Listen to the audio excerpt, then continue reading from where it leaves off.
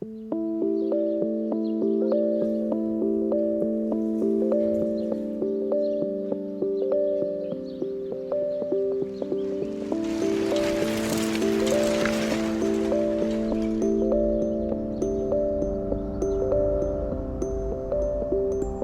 je suis né avec une paralysie de naissance, j'avoue que j'étais différent, qu'il y avait ce côté-là que je devais faire plus. Je ne pouvais pas parler avant, je pouvais plus rien faire, en gros j'étais un légume. J'ai réappris à faire beaucoup de choses, j'ai réappris déjà à marcher. Oui, j'ai des cadres, mais voilà, ça ne m'empêche pas de faire mon métier. Je côtoyais pas beaucoup de personnes handies, j'en côtoyais même pas, donc déjà ça, connaître ce monde. C'est quelque chose que j'ai beaucoup hésité à faire. C'est perturbant. On n'a pas envie, à pas 30 ans, de se dire ouais, travailleur handicapé, c'est quoi et pourquoi? Qu'est-ce que ça m'apporte? Il y a un petit peu de problème de dos. Bon, un grave accident à la main droite, mais qui me permet de travailler au niveau intellectuel et au niveau manuel. Qu'est-ce que le handicap? La plupart des personnes ne connaissent pas forcément le sujet. C'est un sujet un peu tabou. Et l'objectif, c'est de lever ces barrières. Derrière cet accord, derrière ces lignes, il y a des hommes, il y a des femmes, il y a des individus dont les vies peuvent être bouleversées. Il y a un moment donné où il y a eu un avant et il y a un après.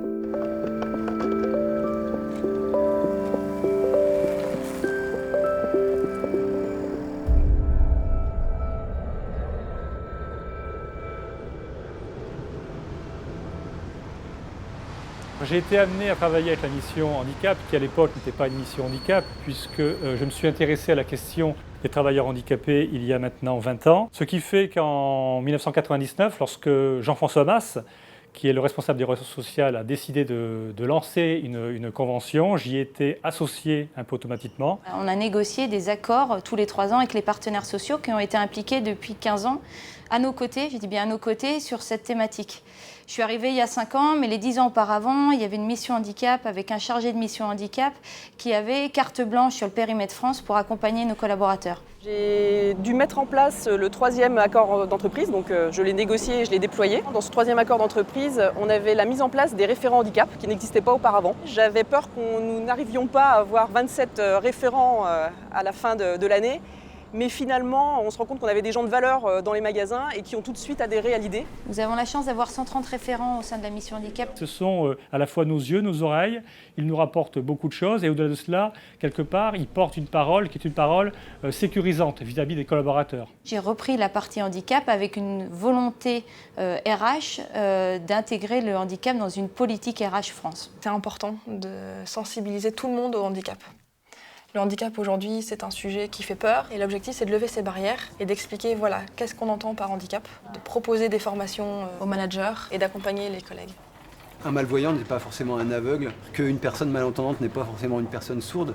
Déjà ça, c'est déjà faire prendre conscience qu'une personne handicapée, il y a différentes sortes de handicap et que chaque handicap a des solutions pour travailler chez Decathlon. À l'époque, on pouvait noter à peu près 200 collaborateurs handicapés dans nos effectifs.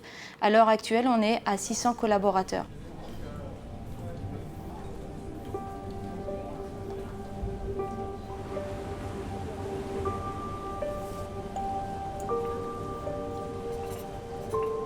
Cédric, sportif passionné, avec un beau palmarès. Donc, ce qui nous marque tout de suite, c'est oui, le sportif passionné, puisque c'est la première chose qui nous intéresse chez les futurs collaborateurs chez Decathlon.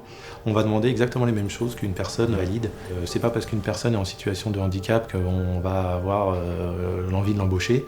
Ça va être à elle de nous donner envie de travailler avec. Mon intégration dans le magasin s'est très bien passée, comme je pense n'importe quel vendeur du magasin, quoi. Il n'y a pas eu de différence. Du fait que je sois handicapé ou pas, ça a été une intégration tout à fait classique. On parlait en premier lieu de leur sport commun avant de parler du handicap, c'est quelque chose qui viendra après. Donc du coup, les liens et l'intégration est beaucoup plus facile au sein d'un magasin, d'une équipe.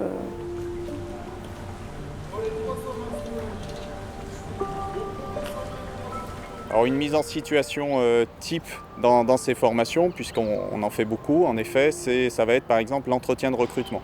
Comment aborder le handicap d'un candidat au moment de l'entretien de recrutement. Puisqu'on s'aperçoit que soit les responsables de rayon n'osent pas aller sur ce sujet, donc préfèrent ne pas parler du tout du handicap, Et du coup, ils ne savent pas vraiment si ils peuvent décider ou pas du recrutement, puisqu'ils ne connaissent pas les contraintes au métier de la personne. La hiérarchie est forcément importante. Et donc si le directeur adhère à l'esprit de la mission handicap, adhère à la collaboration avec les travailleurs handicapés, forcément, il y a toutes les chances que ces responsables de rayon, son magasin, soient aussi proactifs sur le sujet. J'aide au quotidien les différents sites à recruter des personnes handicapées en développant plusieurs leviers. Le premier, c'est de leur donner les bonnes adresses où aller, donc type club handisport, les cap emploi, les missions locales, voilà, tous ces endroits-là. Et puis bien évidemment les forums de recrutement. Ça n'est jamais facile parce que l'échec peut être au coin finalement du linéaire, et c'est déjà arrivé. Il ne faut pas avoir peur de l'échec pour avoir derrière de très belles réussites humaines. Le tout, c'est de pas d'en avoir beaucoup, c'est d'en avoir, mais faire en sorte qu'ils se sentent bien et de les garder. Donc après, c'est le suivi, l'écoute et l'adaptation des postes.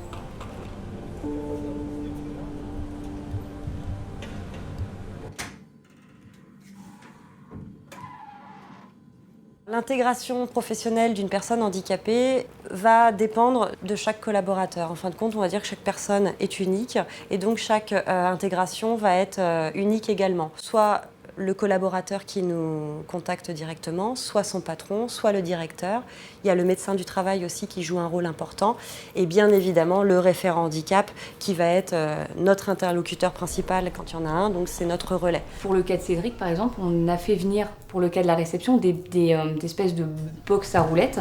Le bac se soulève au fur et à mesure en enlevant du poids en fait, ce qui permet de ne pas avoir à se baisser.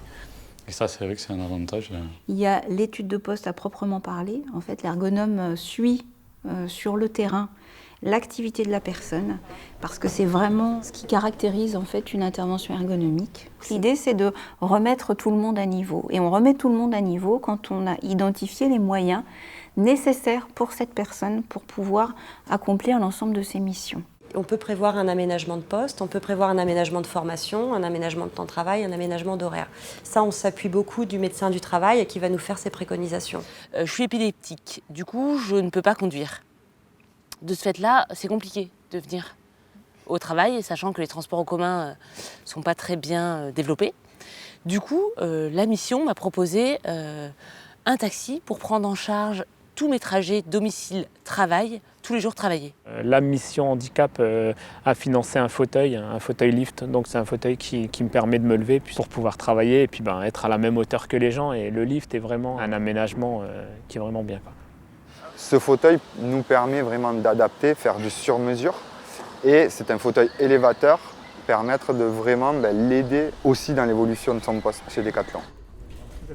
Ce fameux fauteuil lift qui certes est imposant, mais m'a changé la vie au sein de mon magasin, de mon métier, quoi.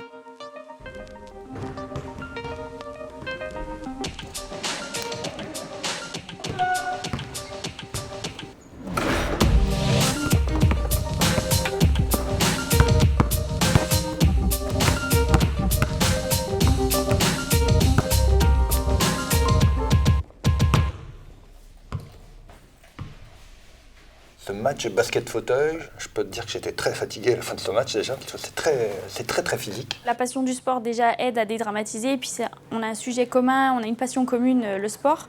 Et à la fois, comme la mission handicap s'est beaucoup développée, on en parle beaucoup plus, on communique dessus. Moi, je vais pouvoir m'appuyer en fait aussi sur elle, puisqu'elle en parle aussi ouvertement du handicap. C'est aussi un avantage, c'est de se dire, voilà, c'est une réussite, clairement. Merci. Mon intégration, ça s'est passé complètement naturellement, quoi. Parce que moi, j'essaie de ne pas faire ressortir mon handicap. Et puis, de toute façon, je vis avec depuis que je suis né. Pour moi, je ne suis pas handicapé, quoi. Donc, et je pense que les gens le ressentent aussi comme ça. Decathlon a été...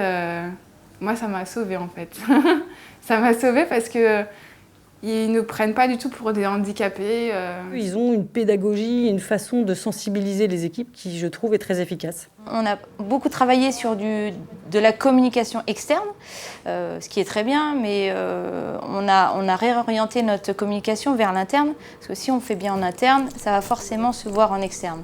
Donc tout l'objectif de communiquer, de sensibiliser nos collaborateurs sur ce qu'on mène au sein de la mission handicap et surtout ce qu'on sait faire. Aujourd'hui, certains collaborateurs ne savent pas qu'ils peuvent prétendre à une reconnaissance en tant que travailleurs handicapés. Donc on les accompagne dans leur démarche administrative. Je vois bien que les travailleurs handicapés, ils ont besoin d'être entourés, pour pouvoir accéder à des places peut-être qu'on ne voudrait pas leur donner. Notre société n'est pas assez sensibilisée sur le handicap. Si on pouvait apporter une contribution comme ça à chaque fois, je pense qu'on avancerait très rapidement par rapport au regard que porte la société sur le handicap.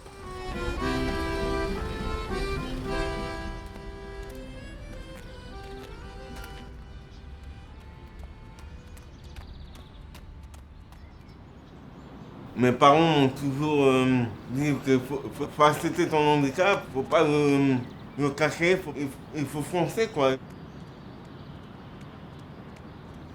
De faire du sport, ça a été ma force en fait. Hein.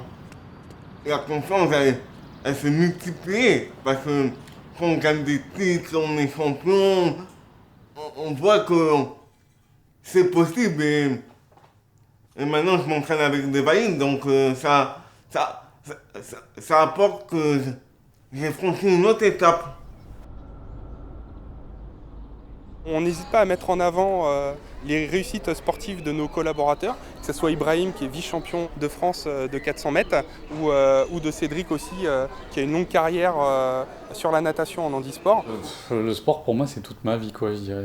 C'est surtout les résultats qualitatifs quand on rencontre ces personnes qui sont chez nous, qui sont des passionnés de sport, parfois bien plus que d'autres.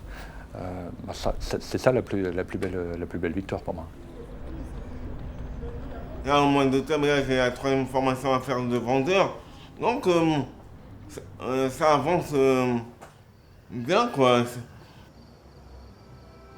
La mission handicap a aussi pour objet d'avoir ce regard de plus en plus bienveillant vis-à-vis de nos collaborateurs et de prescrire encore plus à l'avenir des conseils qui leur serviront dans leur vie de décathlonien de tous les jours. Les challenges, c'est continuer à sensibiliser, à prouver aussi que c'est possible et que ça marche très très bien. Je ne cherche pas des personnes compétentes sur le handicap, je cherche des personnes humaines et qui ont un intérêt vers les autres. Voilà, quand on a compris ça, que la mission handicap c'est avant tout une histoire de personnes, voilà, on a gagné. Donc moi je les remercie parce que je vois des personnes qui sont hyper motivées, qui ont plein d'énergie et qui portent ce sujet-là très très fort en eux et c'est essentiel pour notre entreprise. Marie et son équipe, elles ont un projet quand même très particulier, c'est-à-dire qu'elles scient la branche sur laquelle elles sont assises. Le jour où nos référents seront indépendants, autonomes sur leur magasin, il n'y aura plus de raison d'être de la mission handicap. Je veux sortir du cadre légal et en faire quelque chose de RH. Savoir qu'on est de plus en plus connus, je trouve que c'est une belle réussite. Donc c'est un bel anniversaire.